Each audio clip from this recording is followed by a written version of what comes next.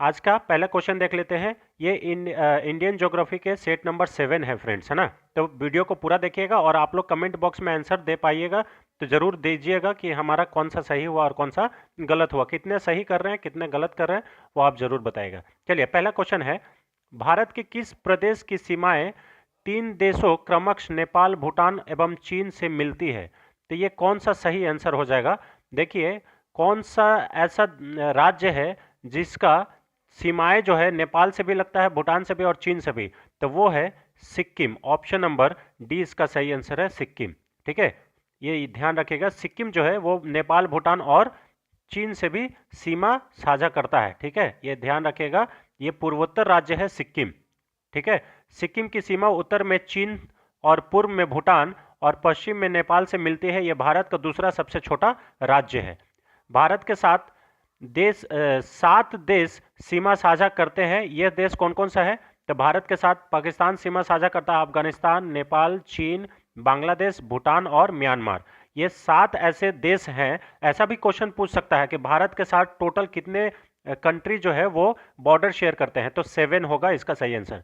भारत की सीमा जो है, भूमि सीमा, वो 15,106.7 किलोमीटर है। इसमें बांग्लादेश के साथ सबसे लंबी सीमा साझा करता है और अफगानिस्तान के साथ सबसे छोटी सीमा साझा करता है। ये क्वेश्चन आया हुआ है कि भारत सबसे ज्यादा सीमा भूमि जो है वो किसके साथ शेयर करता है, तो वो है किसके साथ? बांग्लादेश के साथ। ठीक है, और सबसे छोटा, सबसे कम किसके साथ शेयर करता है? अफगानिस्तान के साथ। तो ये सारा क्वेश्चंस आप लोग ध्यान रखेंगे। ठीक है, चलिए क्वेश्चन नंबर 2 पे आते हैं। कौन सा महत्वपूर्ण अक्षांश भारत को 2 लगभग बराबर भागों में विभाजित करता है? तो देखिए कौन सा ऐसा अक्षांश है जो कि भारत को हाफ डिवाइड कर देता है, तो वो है 23 डिग्री 30 मिनट्स नॉर्थ, है ना। ये नॉर्थ डिवाइड करता है, ये याद कर लीजिएगा, ध्यान रखिएगा ना, 23 डिग्री नॉर्थ, ये ध्यान रखिएगा। ऑप्शन नंबर बी इसका सही आंसर है, 23 डिग्री 30 मिनट्स नॉर्थ। ठीक है, इसे हम लोग क्या कहते हैं? इसको हम लोग कर्क रेखा के नाम से भी जानते हैं। ठीक है, ये भूमध्य रेखा के ऊपर 23 डिग्री 23.5 डिग्री अक्षांश और पर मौजूद है, एक काल्पनिक रेखा है। इसे उष्ण कटिबंधीय के नाम से भी जाना जाता है, ये ध्यान रखिएगा। कर्क रेखा भारत को लगभग 2 बराबर हिस्सों में बांटता है। इस रेखा के उत्तर में भारत के किसी भी हिस्से में सूर्य की किरण सीधी सिर के ऊपर नहीं पड़ती है। लगभग 21 जून को, ये ध्यान रखिएगा, 21 जून, ठीक है ना, 21 जून के आसपास इस रेखा पर पड़ने वाली सभी स्थानों पर सूर्य की किरणें सीधी पड़ती है, यानी कि 21 जून को। ठीक है, ये ध्यान रखिएगा। ठीक है, चलिए, और 21 जून को ही योगा दिवस भी मनाते हैं, आप लोग जानते हैं। कर्क रेखा गुजरात, राजस्थान 8 राज्यों से होकर गुजरता है। वो कौन कौन सा है? गुजरात, राजस्थान, मध्य प्रदेश, छत्तीसगढ़, झारखंड, पश्चिम बंगाल, त्रिपुरा और मिजोरम से होकर गुजरती है, जो कि टोटल 8 राज्य है। और आप लोग ट्रिक भी याद रखे हैं, मित्र पर गमछा झार, है ना, ये ध्यान रखिएगा। चलिए क्वेश्चन नंबर 3 पे आते हैं। भारत का सुदूर पश्चिम बिंदु कौन सा है? तो सबसे पश्चिमी बिंदु ये कौन सा है, ये ध्यान रखिएगा।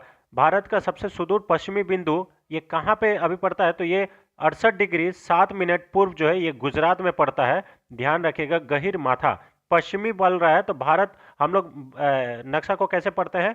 ये हमारा ऊपर में नॉर्थ, नीचे में साउथ, ठीक है, इधर में राइट हैंड साइड में ईस्ट और इधर में वेस्ट, है ना। तो ये ध्यान रखिएगा, ये जो है ऑप्शन नंबर सी, ध्यान रखिएगा, ये इसका सही आंसर है। ठीक है, देखिए भारत का पश्चिमी बिंदु, अच्छा यहाँ पे कौन सा पूछा है? पश्चिमी बिंदु होगा, है ना, तो पश्चिमी इसका सही आंसर होगा। ठीक है, ये ध्यान रखिएगा, पश्चिमी, यहाँ पे पश्चिमी जो है ये गुजरात में पश्चिम होगा, यहाँ पे पश्चिम, ध्यान रखिएगा, ये पूर्व नहीं होगा। ऑप्शन नंबर सी इसका सही है, ध्यान रखिए। इसमें देखिए भारत का सबसे पश्चिमी बिंदु गहीर माथा के नाम से जानते हैं, गुहार मोती, यह गुजरात के कच्छ जिले में स्थित है। यह छोटा सा गांव है। ठीक है, भारत का सबसे पूर्वी बिंदु जो है वो अरुणाचल प्रदेश में कीबीथू है। तो पूर्वी बिंदु अरुणाचल प्रदेश में कीबीथू नाम से। ठीक है, और उसके बाद ये पश्चिमी बिंदु कौन सा है? तो गहीर माथा या फिर गुहार मोती कहते हैं।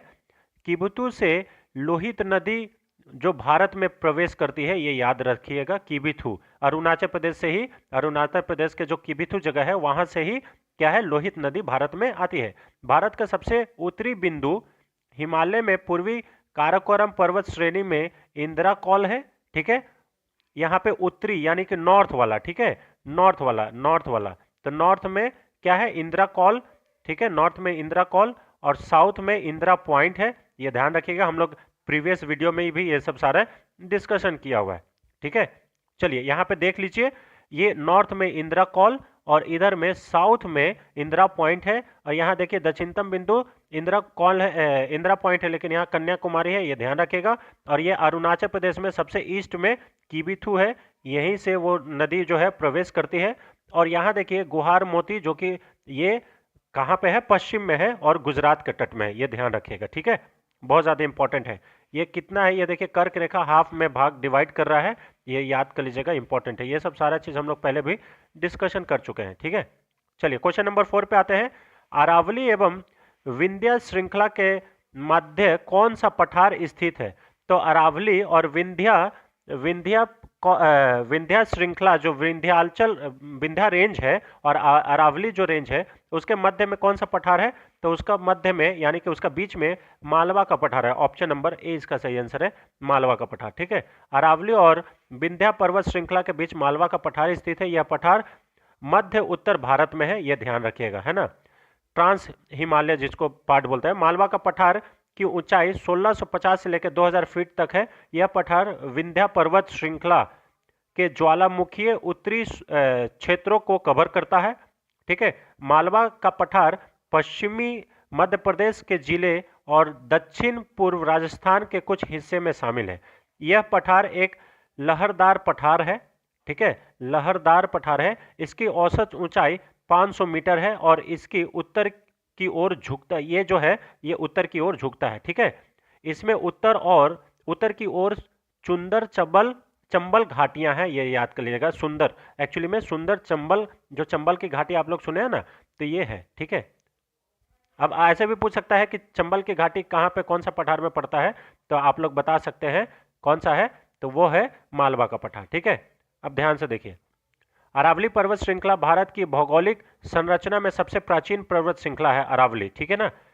सबसे प्राचीन पर्वत श्रेणी अगर आपसे पूछ ले तो वो कौन सा है, अरावली पर्वत श्रेणी है, यानी कि पर्वत श्रृंखला, ठीक है, पर्वत श्रृंखला। यह करीब 870 मिलियन वर्ष प्राचीन है। यह भारत के राजस्थान, हरियाणा, गुजरात के साथ ही पाकिस्तान के पंजाब और सिंध में स्थित है। अरावली पर्वत श्रृंखला को क्षेत्रीय स्तर पर मेवात भी कहा जाता है, ये याद रखिएगा, बहुत ज़्यादा। ये सब इंपॉर्टेंट क्वेश्चंस हम बना के लेके आते हैं फ्रेंड्स, ताकि कोई भी क्वेश्चंस आए आप इसका सही आंसर दे पाए। आपसे पूछ सकता है कि अरावली पर्वत श्रृंखला को और किस नाम से जाना जाता है, तो इसको हम लोग बोलते हैं मेवात। क्या नाम से जानते हैं? मेवात। ये बहुत ज़्यादा इंपॉर्टेंट है, ठीक है। देखिए यहाँ पे ये अरावली पर्वत श्रृंखला आपको यहाँ पे मिल जाएगा। ये देखिए, ये ईस्टर्न घाट, ये वेस्टर्न घाट, अरावली यहाँ पे आपको दिख रहा है। ये छोटा नागपुर का पठार है, ये सतपुरा रेंज है, ये विंध्याचल है, ठीक है। तो ये इंपॉर्टेंट है, इसे देख लीजिएगा। चलिए क्वेश्चन नंबर 5 पे आते हैं। सिलवासा राजधानी है, इनमें से किसका सिलवासा राजधानी है? दमन और दीव की, दादर नागर हवेली की, लक्षद्वीप या अरुणाचल प्रदेश की? तो देखिए, सिलवासा पहले दादर नागर हवेली की राजधानी हुआ करती थी, लेकिन अब जो है, अब तो ये दोनों एक हो गया है, तो इसकी भी राजधानी कौन है? सिलवासा है, ये याद रखिएगा। ऑप्शन नंबर 20 का सही आंसर है यहाँ पे, लेकिन दमन एंड द्वीप भी इसमें शामिल है। ये देखिए, भारत की राजधानी दादर नगर हवेली और दमन एंड द्वीप की राजधानी जो है, ये केंद्र शासित प्रदेश है, उसकी राजधानी सिलवासा है। और सिलवासा को भी उपनाम से जाना जाता है, उसका नाम क्या है? उपवनों की शहर, ये ध्यान रखिएगा। उपवनों का शहर जो है वो सिलवासा को ही कहा जाता है, ये ध्यान रखिएगा, बहुत ज्यादा इंपॉर्टेंट है।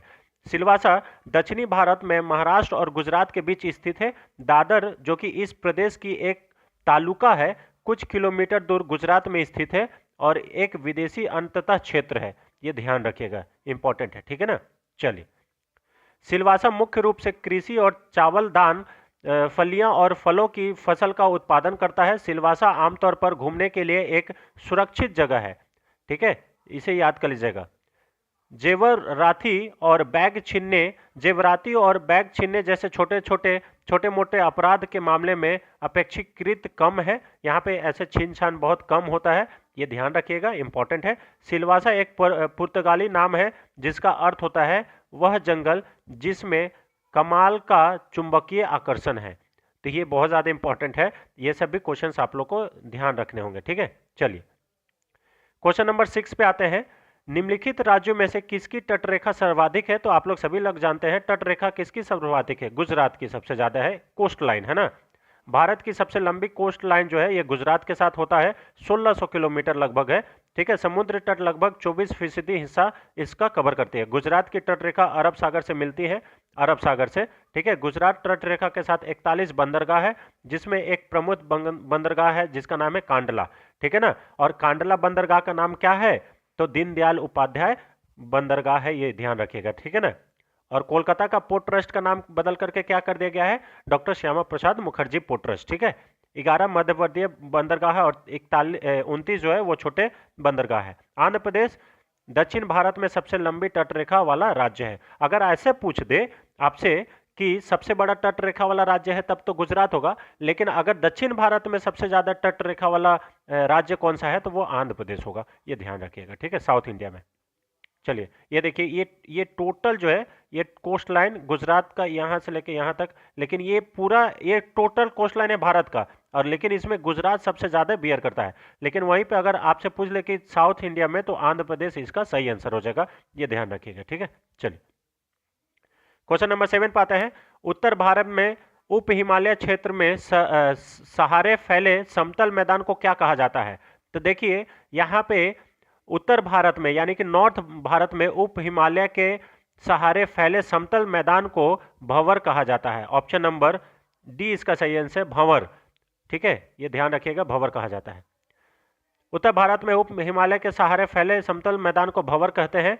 इसे गंगा सिंध का मैदान भी कहा जाता है, ठीक है। यह मैदान पाकिस्तान के सिंध और पंजाब से लेकर भारत के पंजाब, हरियाणा, हिमाचल प्रदेश, जम्मू एंड कश्मीर, उत्तराखंड, उत्तर प्रदेश, झारखंड और बिहार तक फैला हुआ है, ठीक है। भंवर निचले हिमालय और शिवालिक पहाड़ियों के दक्षिण का क्षेत्र है। यह आमतौर पर लगभग 7 से 15 किलोमीटर चौड़ा संकीर्णन है। हिमालय की 3 विशेषताएं हैं। पहला विशेषता कौन सा है? हिमालय के पहाड़ पश्चिम से पूर्व दिशा की ओर 2400 किलोमीटर फैली हुई है, यह पहला। और दूसरा, हिमालय पर्वतमाला वनस्पतियों और जीवों की विस्तृत और अनूठी किस्मों से संपन्न है। तीसरा क्या है विशेषता? हिमालय उबड़ खाबड़ पर्वतमालाओं वाले भूवैज्ञानिक युवा यह पर्वत है, यह ध्यान रखिएगा, युवा तह पर्वत है, ठीक है। तो ये 3 हिमालय का जो इंपॉर्टेंट विशेषताएं हैं उसको हम लोग इसमें आगे पढ़ते जा रहे हैं, ठीक है। चलिए क्वेश्चन नंबर 8 पे आते हैं। कोरी निवेशिका यानी कि कोरी क्रीक किस स्थान पर स्थित है? तो ये जो है ये किस स्थान पर है? कच्छ की खाड़ी में स्थित है, कच्छ के लिटिल रन पे स्थित है ना, ये ध्यान रखिएगा। ऑप्शन नंबर सी इसका सही आंसर है, ठीक है, कच्छ की खाड़ी। देखिए कच्छ के रन में स्थित है, यह अरब सागर के पास और पूरी तरह से भारत के नियंत्रण में है।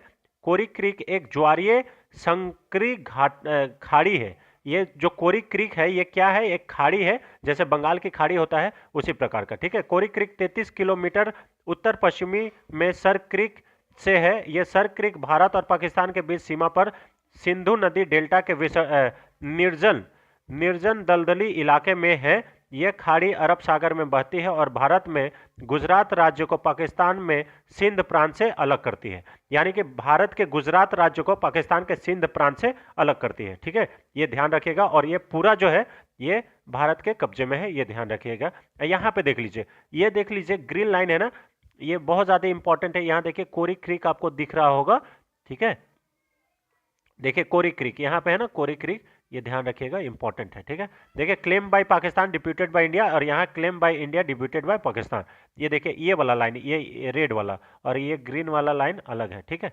चलिए क्वेश्चन नंबर 9 पे आते हैं। कर्क रेखा निम्नलिखित में से किस राज्य से गुजरती है? तो देखिए 8 राज्य से होकर गुजरती है, उसमें से गुजरात भी है, झारखंड भी है, मिजोरम भी है, लेकिन असम नहीं है। तो असम को हटा दीजिए, तो 3 जिसमें है उसको हटा दीजिए। ये ऑप्शन नंबर सी इसका सही आंसर हो जाएगा, 1 to 4 ऑप्शन नंबर सी इसका सही आंसर हो जाएगा, 1 to 4, ठीक है। कर्क रेखा कितने राज्य से होकर गुजरती है? तो 8 राज्य से होकर गुजरती है, हम लोग पहले डिस्कशन कर चुके हैं। कर्क रेखा 23.5 डिग्री के कोण पर है और ये भूमध्य रेखा के उत्तर में है, ठीक है, नॉर्थ में है, ठीक है, इक्वेटर का नॉर्थ में है, ठीक है। यह रेखा भारत के मध्य से होकर गुजरती है। कर्क रेखा झारखंड में नेतरहाट, झारखंड में एक नेतरहाट जगह है, वहां से प्रवेश करके माडार होते हुए आगे ओरमांझी और सोमडिमरा को छुपते हुए बंगाल में छूती हुई बंगाल में प्रवेश कर जाती है। ठीक है, इंपॉर्टेंट है। 8 राज्यों से होकर गुजरते हैं। गुजरात, राजस्थान, मध्य प्रदेश, छत्तीसगढ़, झारखंड, वेस्ट बंगाल, त्रिपुरा और मिजोरम। ठीक है, ये ध्यान रखिएगा, ये 8 राज्य हैं।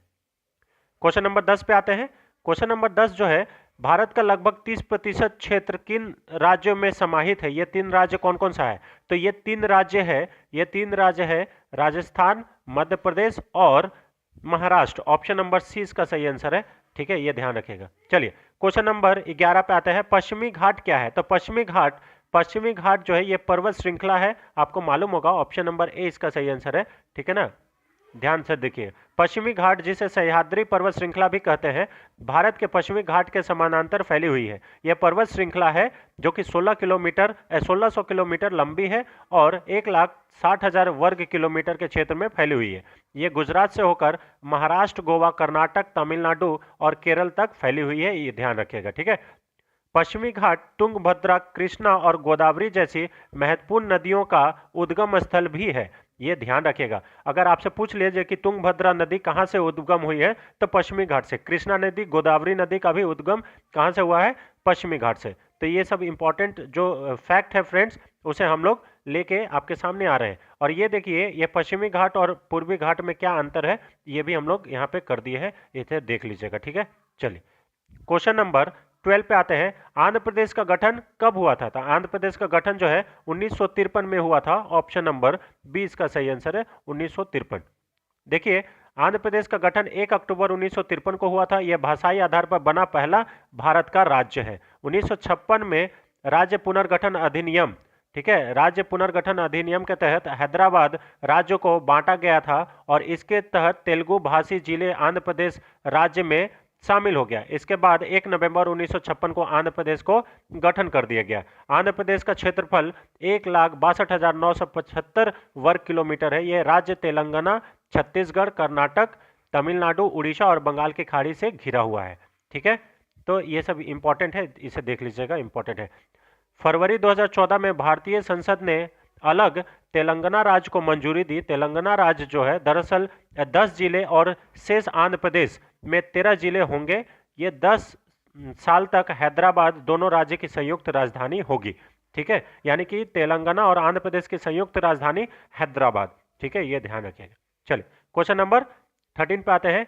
शिव समुद्रम किस नदी पर बनाया गया द्वीप है? तो शिव समुद्रम किस नदी पर बनाया गया है? कावेरी नदी पर बनाया गया है। ऑप्शन नंबर डी इसका सही आंसर है। शिव समुद्रम जो है, देखिए, कावेरी नदी के ढक्कन की पठार की चट्टानों और चोटियों के बीच अपना रास्ता बनाते हुए झरने का रूप लिया। कावेरी नदी ने शिव समुद्रम नाम का एक द्वीप बनाया। ठीक है, ये खुद बनाया। ठीक है ना, ये ध्यान रखिएगा। यह द्वीप नदी के रास्ते में बना चौथा सबसे बड़ा द्वीप है।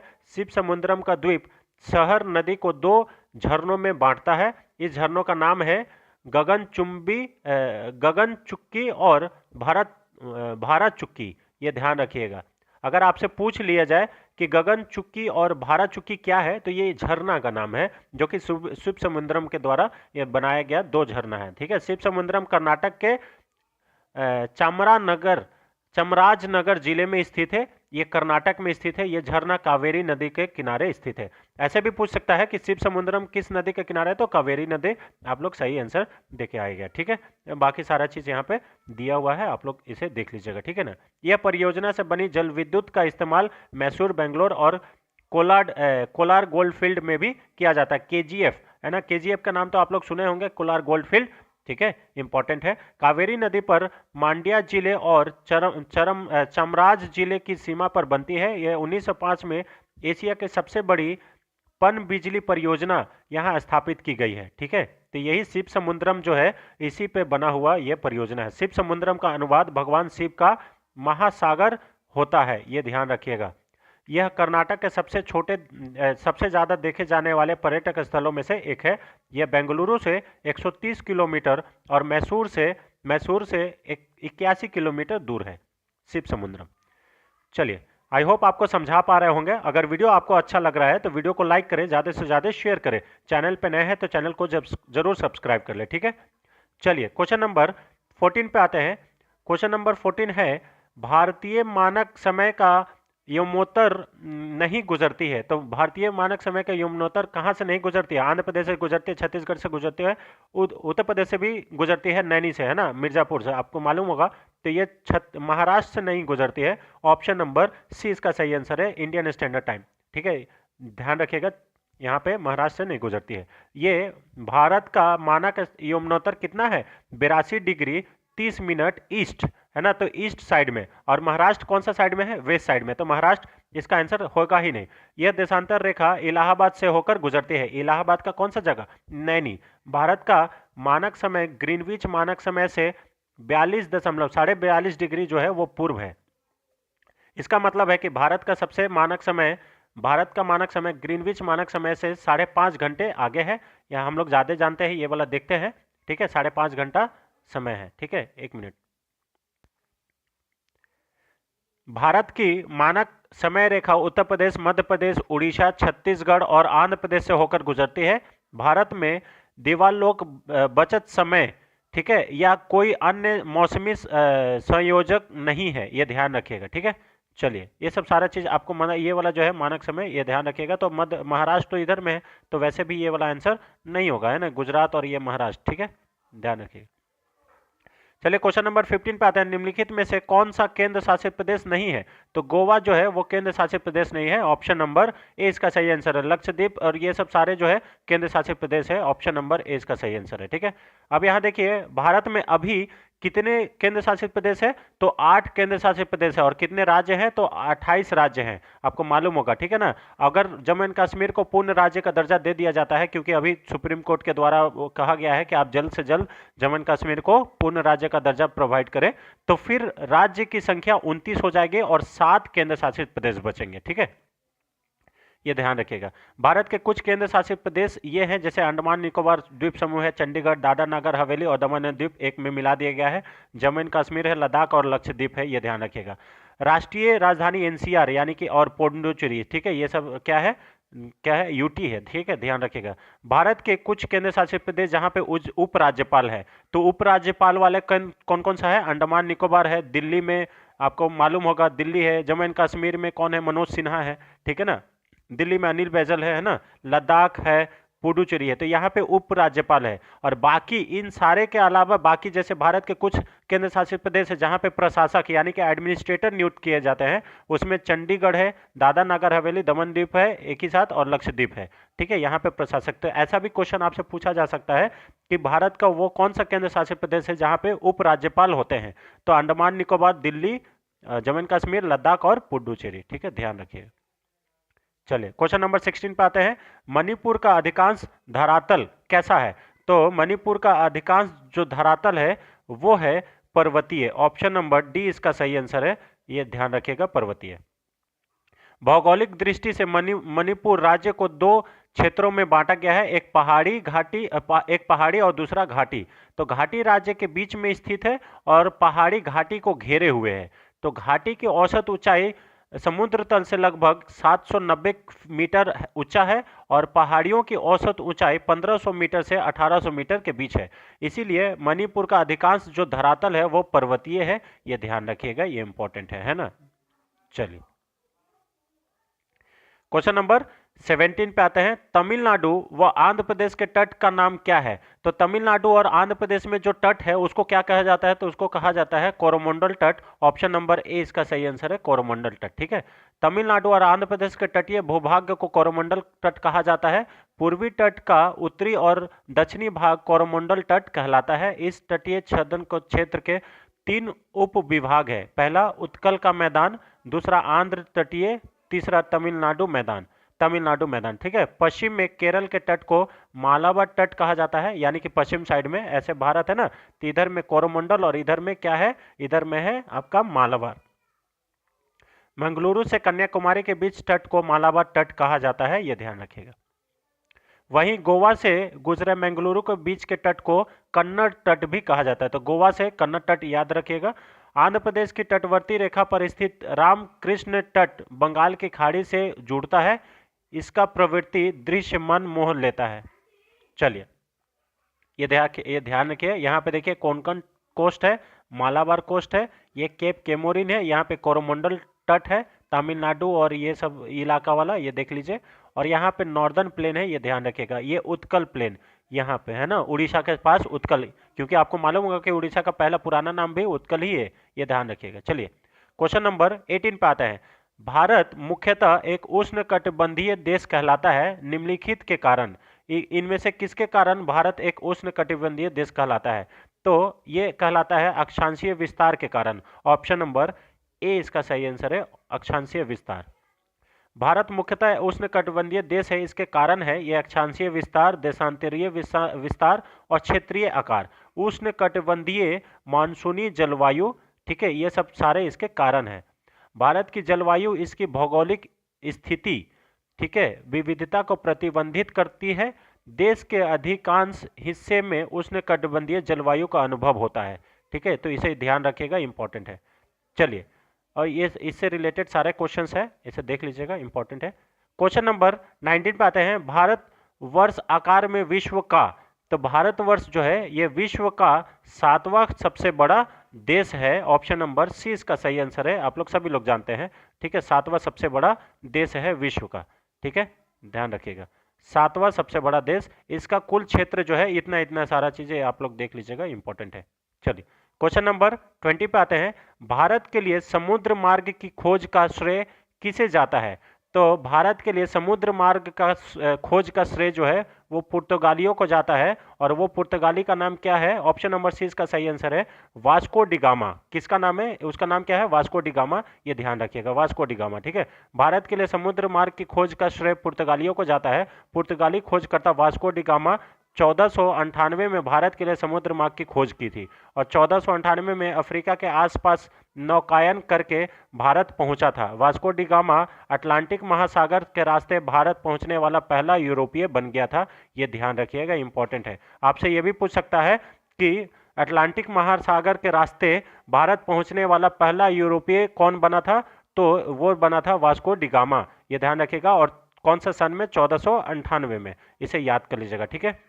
वास्को डी गामा 17 मई 1498 को भारत के पश्चिमी तट पर स्थित बंदरगाह कालीकट पर पहुंचा था। कालीकट, ये ध्यान रखिएगा, कालीकट तत्कालीन शासक जेमोरिन ने वास्को डी गामा का स्वागत किया था। तो वहां पे कौन शासक था उस समय? जेमोरिन, ठीक है, जो कि वास्को डी गामा को यहाँ पे स्वागत किया था। और फिर जब वास्को डी गामा जब गया था तो उसको बहुत सारा मसालों का जहाज दे के भेजा था विदाई के रूप में, ठीक है। वास्को डी गामा को यूरोपीय से एशिया तक समुद्र मार्ग को खोजने का श्रेय भी जाता है। भारत साथ ही वास्को डी गामा को डिस्कवरी ऑफ इंडिया भी कहा जाता है। तो इसे याद कर लीजिएगा, किसे डिस्कवरी ऑफ इंडिया के नाम से जाना जाता है? तो उसका भी आंसर क्या हो जाएगा? वास्को डी गामा, ठीक है, तो ये इंपॉर्टेंट है, ठीक है। देखिए, वास्को डी गामा खोजकर्ता, भारत की खोज कौन किया? तो वास्को डी गामा 8 जुलाई 1497 को भारत का समुद्री रास्ते खोज करने के लिए निकला था, और चार बड़े जहाज थे और 170 इसके लोग सवार थे। 20 मई 1898 को कालीकट पहुंच गया था, ये ध्यान रखिएगा, इंपॉर्टेंट है, ठीक है ना। तो ये रहा फ्रेंड्स ज्योग्राफी, इंडियन ज्योग्राफी के सेट नंबर 7 के अति महत्वपूर्ण प्रश्न 20, जो अति महत्वपूर्ण प्रश्न है जो कि आने वाले किसी भी प्रतियोगी परीक्षाओं में पूछा जा सकता है, ठीक है। तो अगर आप हमारे साथ जुड़े हुए हैं तो चैनल को नए मतलब सब्सक्राइब कर लीजिए, ठीक है, और अन्य लोगों के साथ भी इसे शेयर कर लीजिए, ठीक है। और thanks for watching friends, thank you so much, मिलते हैं नेक्स्ट वीडियो में, तब तक के लिए जय Hind, thank you so much.